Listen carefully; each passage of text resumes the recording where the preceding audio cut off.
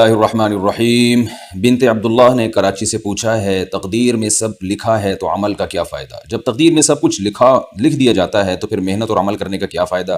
کیونکہ ہونا تو وہی ہے جو اللہ نے لکھ دیا ہے۔ دیکھیے، اللہ تعالیٰ کو تو سب چیزوں کا علم پہلے سے موجود ہے، تو اللہ تعالیٰ نے اسی حساب سے سب چیزوں کو لکھ لیا۔ اللہ کو پتہ ہے کون جنت میں جائے گا، کون جہنم میں جائے گا، کون اچھے اعمال کرے گا، کون برے اعمال کرے گا، تو جو لکھا ہوا ہے اسی حساب سے ہوتا ہے۔ تو اللہ کے علم میں پہلے سے یہ بات موجود ہے، اللہ کا علم کامل ہے، اور جو کچھ اللہ نے اس علم کے حساب سے لکھ دیا وہ اسی طرح سے ہوتا چلا جا رہا ہے۔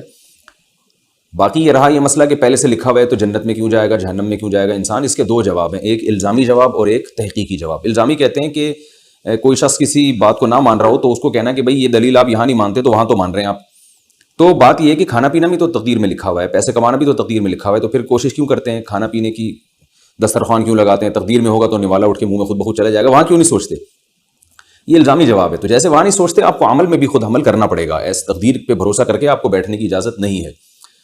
اب ظاہر ہے وہاں کھانے پینے میں اور اپنے دنیا کے معاملات میں آپ تقدیر پہ بھروسہ اس لیے نہیں کرتے کہ آپ کو پہلے سے پتہ نہیں ہے کہ کیا لکھا ہے،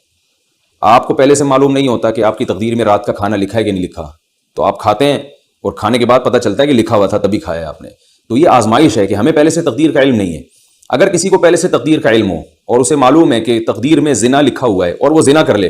اور اللہ قیامت میں اس سے پوچھے کہ تم نے زنا کیوں کیا، وہ کہے گا کہ اللہ میری تقدیر میں تو پہلے سے لکھا ہوا تھا، میں نے تو دیکھ لیا تھا، مجھے تو پتہ چل گیا تھا، تو شاید اللہ اسے معاف کر دے کہ بھائی جب لکھا ہوا تھا تو نے تو کرنا ہی تھا۔ لیکن مسئلہ یہ ہے کہ اگر کوئی شخص زنا کرتا ہے، قیامت میں اللہ اسے سزا دے گا اور وہ یہ کہے کہ اللہ تقدیر میں تو زنا پہلے سے لکھا ہوا تھا تو مجھے سزا کیوں مل رہی ہے؟ تو اللہ کہیں گے تجھے کس نے بتایا تھا کہ زنا لکھا ہوا ہے؟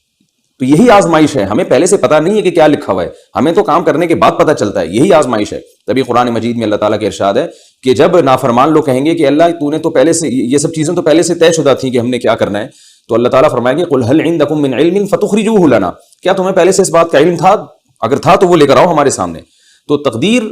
پہ لکھے ہوئے ہونے کے باوجود جو آزمائش ہے وہ آزمائش ہی رہتی ہے، اس لیے کہ ہمیں پہلے سے معلوم نہیں ہے۔ تو اس سے پتہ چلتا ہے کہ بھائی جو چیز لکھی ہوئی ہے وہ تو لکھی ہوئی ہے، انڈرسٹوڈ ہے، وہ اللہ کے علم میں، ہمیں معلوم نہیں کیا لکھا ہوا ہے، تو ہم اس ظاہر ہی کے مکلف ہیں، ہم سے جو ہم کر رہے ہیں اپنے اختیار سے، ہم سے اس کے بارے میں سوال کیا جائے گا، اور اسی بیس پہ جنت اور جہنم اللہ نے رکھی ہے۔ تو تقدیر کا عقیدہ اپنی جگہ بالکل درست ہے، لیکن اس بیس پر ہم عمل کو چھوڑ نہیں سکتے، اور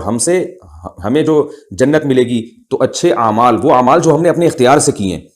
اور جہنم میں اگر کوئی جائے گا تو وہ اپنے ان اعمال کی وجہ سے جو اس نے اپنے اختیار سے کیے ہیں۔ اللہ تعالیٰ سے دعا ہے کہ اللہ تعالیٰ ہمیں نیک اعمال کی توفیق دے تاکہ ہم جنتی قرار پائیں، اور برے اعمال سے اللہ تعالیٰ ہماری حفاظت کرے تاکہ ہم جہنم سے ہمیشہ کے لیے محفوظ ہو جائیں۔